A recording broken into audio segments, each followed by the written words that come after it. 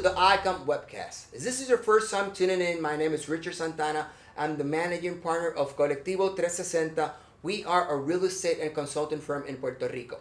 On this edition of ICOM, we will be talking with a visionary and business person with over 30 years of experience in both the public and private sector.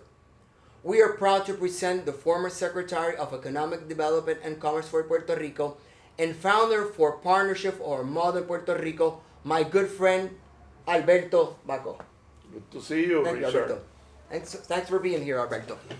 So, you've been in both the private and public sector, and now you're a different endeavor in your life with Partnership of Modern Puerto Rico. Can you tell us a little bit about the partnership?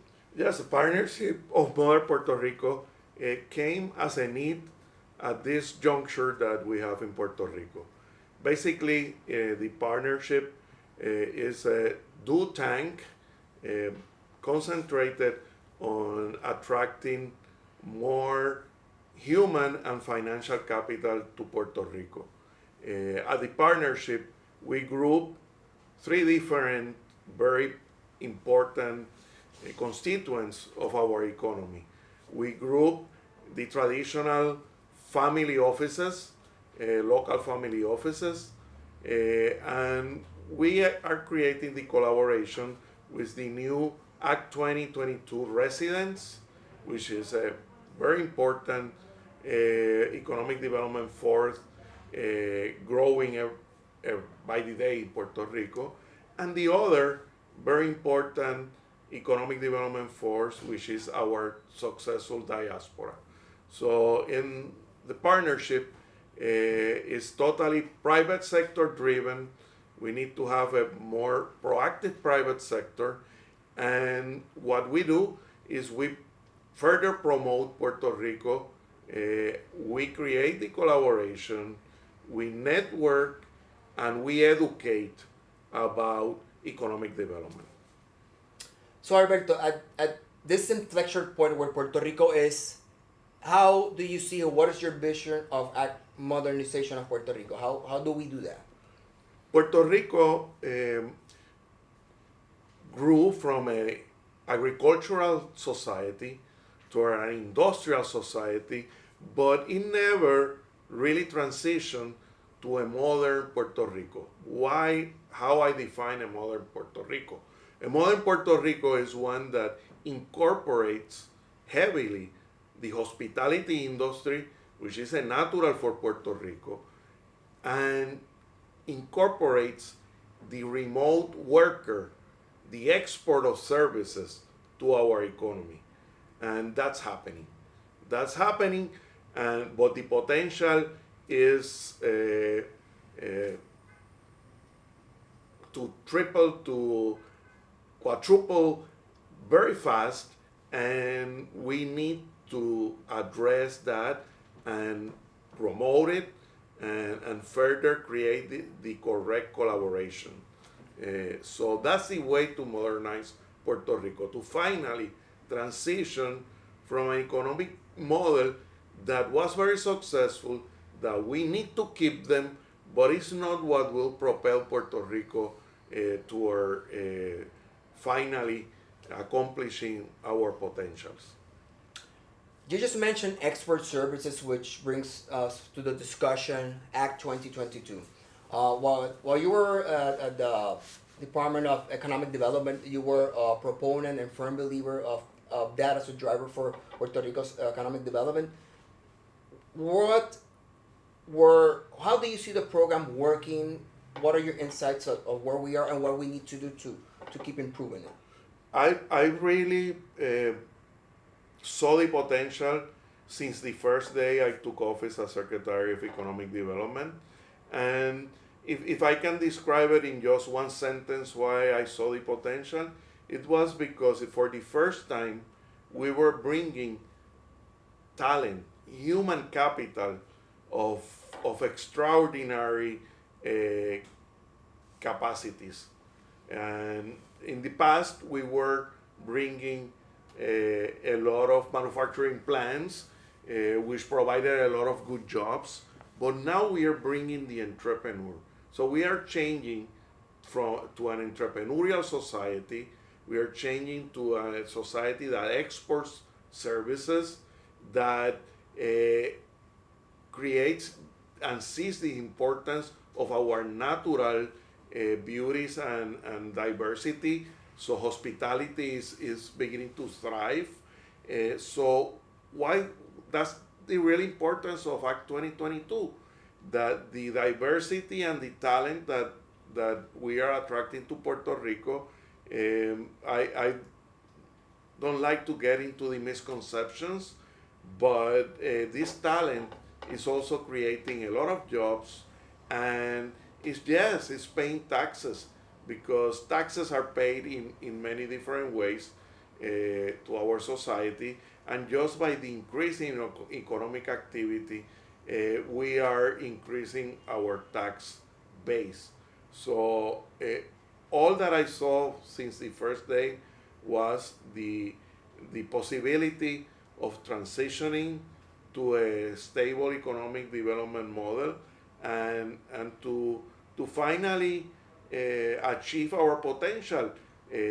After all, Singapore, Hong Kong, Ireland copied our economic development model.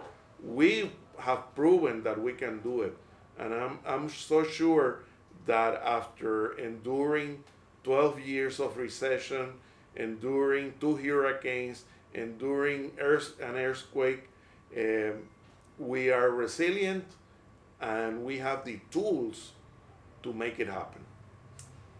Going back to, you mentioned something that I shared with you. You mentioned misconception. I think generally speaking, I'm not sure if everybody understands that Act 20, it's not only for people that are coming from the States. I think it's a great opportunity for the diaspora to come back. So what are your thoughts on Act 20 as a driver, and that it is available for Puerto Ricans that are exporting services? The Act 20 is a beauty.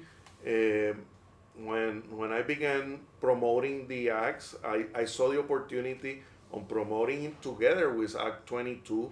And there are other 2 acts that are important, which are 399, the International Insurance Center, and 273, the International Banking Entities. When you add up all these laws and promote them together, you provide a unique platform.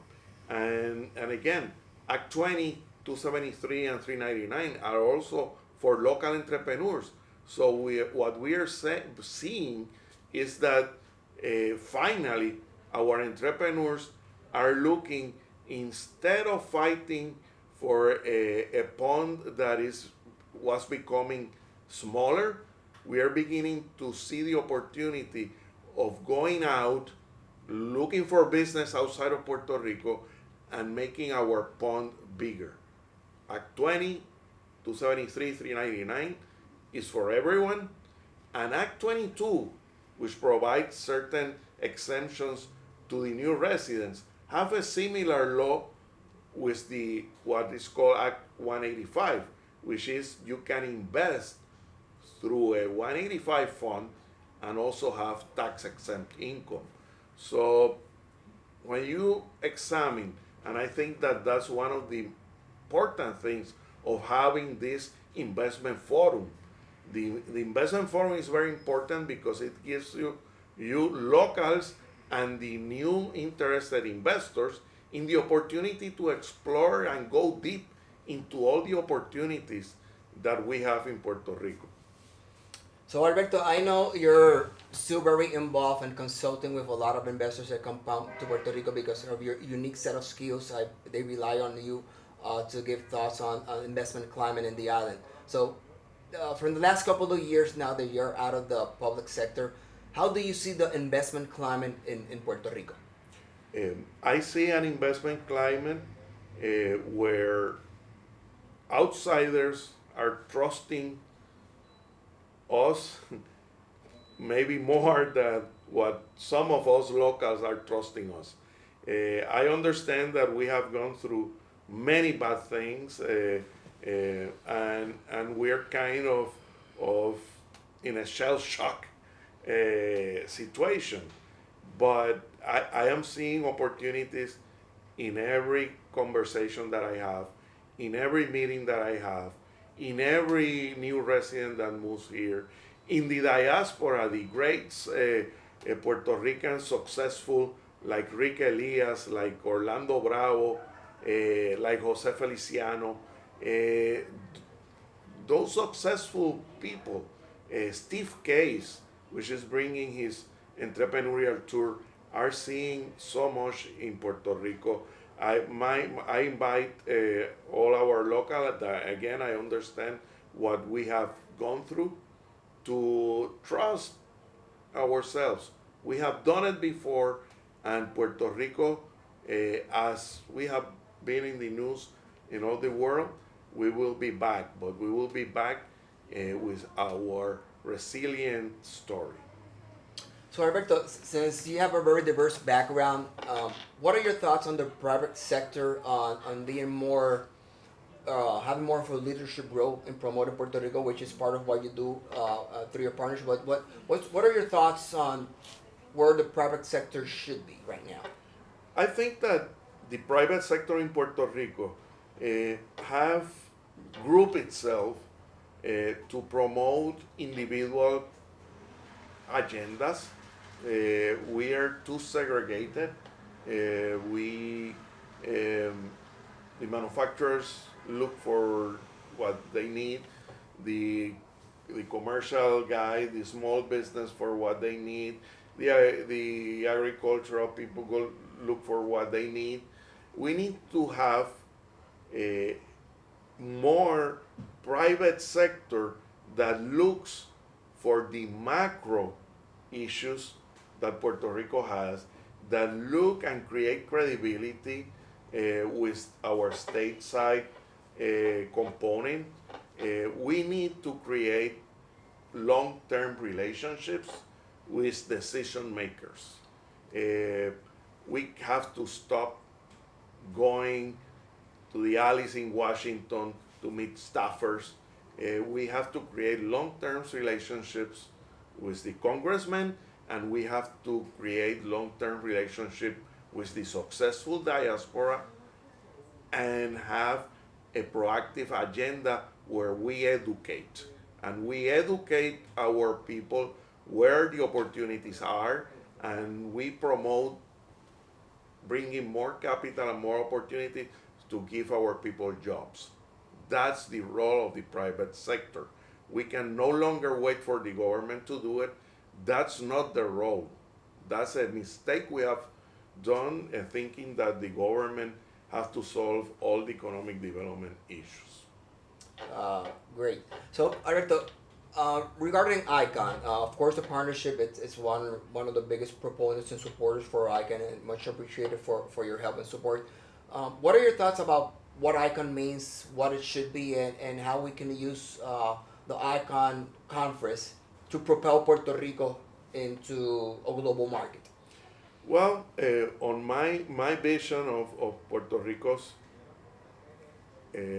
how it has evolved, I have seen how we concentrated for many years in having some, when it was 936, to have the investment conferences, but were investment conferences of the accumulated profits of the 936 companies. It were not really economic development conferences. On the other hand, we used to have a lot of municipal bond investment conferences, and that's great. That fills hotels rooms and brings a conversation, but it's not what we need. We need to be active, telling people where the opportunities are, engaging in a conversation of those opportunities, understanding the incentives, understanding the constraints, understanding the misinformation that is all around. So having a forum to discuss all this in the correct way and to attract people from the outside to spend 2 days going deep into what we represent, I think is of utmost importance. I believe that the private sector has to support this type of initiative, and on the sense of Puerto Rico Icon, I think it can become iconic event for every year. But again, I hope that there are a lot more. So that's the only way to really create the economic development momentum that we want. So I hope that law firms regain their role as promoters of Puerto Rico. I remember when the Fiddler Gonzalez, McConnell Valdez had partners that were dedicated to be out on the lookout of investment to come to Puerto Rico. That was their job. And I would like to motivate law firms, CPA firms to invest in events like this, and to create, again, the correct framework for investors to trust Puerto Rico. That's the only way to come here and see it by themselves.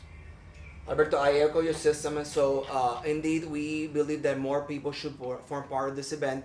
So whether you're a tax company, whether you're an investment firm, real estate firm, ICOM is the platform to promote business to Puerto Rico. So Alberto, thank you for sharing your insights with us today. Remember, the Puerto Rico Investors Conference is at La Concha in Condado, Puerto Rico, February 25th and 26th. You can go to your website, prinvestorsconference.com. You can go there and register.